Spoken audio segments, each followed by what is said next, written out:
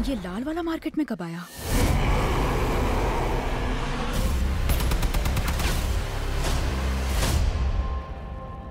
चल आजा, रोक क्या दिखा मुझे।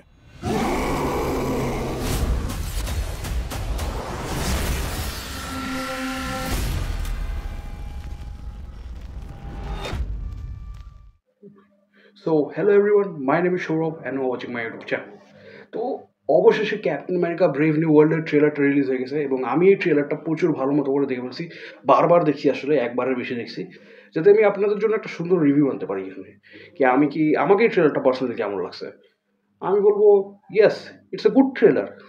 কিন্তু কিছু এখানে সমস্যা আছে, চলুন এই সমস্যাগুলোকে আজকের রিভিউর মধ্যে উল্লেখ করা যাক। So without wasting any more time, let's start our today's video. একটা ট্রেলারকে ভালো জাজ করার জন্য কয়েকটা অ্যাসপেক্টসকে বিবেচনা করতে হয়। প্রথমত লেন্থ, এডিটিং, ব্যাকগ্রাউন্ড স্কোর অথবা সাউন্ড ডিজাইন আর ভিজুয়ালস। এই কয়েকটা দিকে এই ট্রেলারটা প্রচুর সলিড কাজ করছে। প্রথমত আমরা লেন্থের দিকে বিবেচনা করি।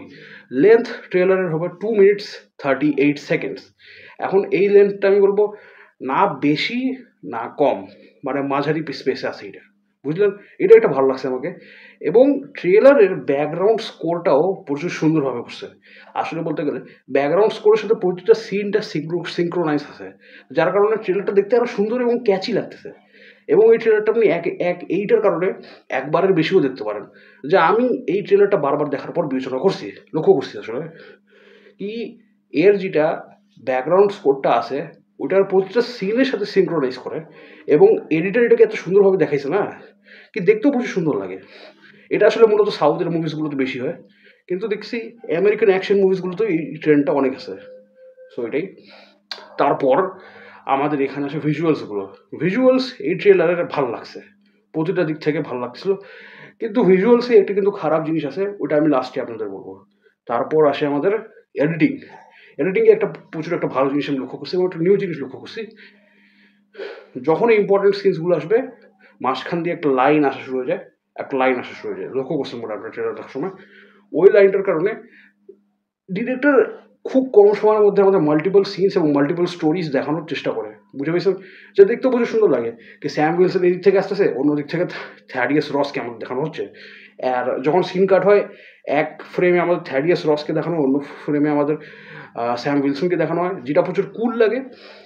আর তারপর আমরা কি ব্যাপারে আসতে পারি, আমরা আরও একটা জিনিস আসতে পারি, এর থ্রিলের এলিমেন্টটা। কি ট্রেলারটা থ্রিল ছিল? অবশ্যই থ্রিল ছিল। ট্রেলারটা দেখতেও প্রচুর ভালো লাগছিল আর একটা মিস্টিরিয়াস ভাইব আসতেছিল ট্রেলারটা থেকে। এবং ফুল স্টোরি আমাদের সামনে রিভিল করা নেই এখন পর্যন্ত। সব কিছু দেখে তো মনে হচ্ছে কি এই সব কিছু টাইটান তিয়ামোসের বডির কারণে হচ্ছে, মানে ওটার জন্য হচ্ছে। এখন যেহেতু ওই বডিটা আমাদের স্পেসিফিক সি এর মধ্যে আছে, তো এটা কোনো নির্দিষ্ট কান্ট্রির আন্ডারে পড়ে না। তো এখন গ্লোবাল কনফ্লিক্ট শুরু হয়ে গেছে কি কোন কান্ট্রি ওই সেলেস্টিয়ালের বডির রিসোর্সগুলোর উপর মানে নিজের অধিকার জমাবে, ওইটার জন্য গ্লোবাল কনফ্লিক্ট শুরু হয়ে গেছে। এবং এটাই হলো ক্যাপ্টেন আমেরিকা ব্রেভ নিউ ওয়ার্ল্ডের সিনপসিস। তো এখন বলতে গেলে আমাকে ভালো লাগছে ট্রেলারটা। এই দিক থেকে কিছু দিক আছে যেগুলো আমাকে খারাপ লাগছে। তার মধ্যে প্রথম জিনিসটা হলো হাল্ক এর অ্যানিমেশনটা। যদি আপনি লক্ষ্য করেন হাল্কের যেটা সিজিআই আছে, যখন এন্ডিংয়ে থ্যাডিয়াস রস রেড হাল্কে মানে আসে, তখন আপনি দেখবেন কি ওটা PS5 এর গেমের মতো লাগছিল কেন জানি, মানে PS5 এর গেমের মতো লাগছে। এটা আমিও মানে একটু অদ্ভুত লাগলো আমাকে দেখতে। এবং তাছাড়াও যদি আপনি একটু একটা সিন আছে যেখানে মানে যেটা আমাদের ক্যাপ্টেন আমেরিকা স্যাম উইলসন একদম সুপার সনিক স্পিডে একটা জায়গায় ল্যান্ড করে। তো ওই সিনে যদি আপনি লক্ষ্য করেন তো ওখানে দেখা যাবে কি ওই ল্যান্ড তো করছে এবং এখানে ওরা ফিজিক্সের দিকেও লক্ষ্য করছে, কারণ ওর যেটা উইন্ড ফোর্সটা আছে ওটা একটু পরে আসে ল্যান্ডে ধাক্কা করছে, যার কারণে বাকি সোলজার্সগুলো কোল্যাপসড হয়ে গেছে। কিন্তু ওর পায়ের দিকে লক্ষ্য করুন, ওর মাটিটার দিকে লক্ষ্য করুন, ওই লোকটা সুপার সনিক স্পিডে মাটিতে পড়ছে। আর মাটির কিছু জায়গা আসে না, ওর পাও ভাঙে নেই। আর এখানে কিন্তু একটা জিনিস লক্ষ্য করবো, স্যাম উইলসন কিন্তু কোনো সুপার সোলজার না, ও সুপার সোলজার ছিলাম নেই এখনো। ওর হয়তো স্যুটটা ন্যানো টেকনোলজি দিয়ে তৈরি, যেটা আমরা জানিও। ওর হয়তো উইন্ডসগুলো ওরকম করে তৈরি, কিন্তু ওই কোনো সুপার সোলজার না। ও যদি এরকম করে নামে তো হয়তো তার হাত পা ভাঙবে। এবং আয়রন ম্যানের স্যুটের মতো ওর কিন্তু সম্পূর্ণ স্যুটটা মেটাল দিয়ে ঢাকা না, ওটা একটা ফিজিক্যাল স্যুটে আর্মির স্যুটগুলোর মতো। তো এটা একটু অদ্ভুত লাগলো আমাকে দেখতে, এবং প্রচুর অদ্ভুত লাগলো। যদি আপনার পায়ের দিকে লক্ষ্য করেন, পাগুলো ব্যান্ড হয়ে গেছে কিন্তু পা ভাঙে নেই, কেমন করে? আয়রন ম্যানেরও ল্যান্ডিংগুলো এরকম হয় না। তো ওরা একটা সুপার হিরো ল্যান্ডিং করার চেষ্টা করছিল এবং ওটাকে ফিজিক্যালি রাইটও দেখানোর চেষ্টা করছিল, কিন্তু অ্যাট দি এন্ড সব কিছু উইয়ার্ড হয়ে গেলো। সো এটাই আমার থান্ডারবোল্টস ট্রেলারটা নিয়ে একটা মানে রিভিউ।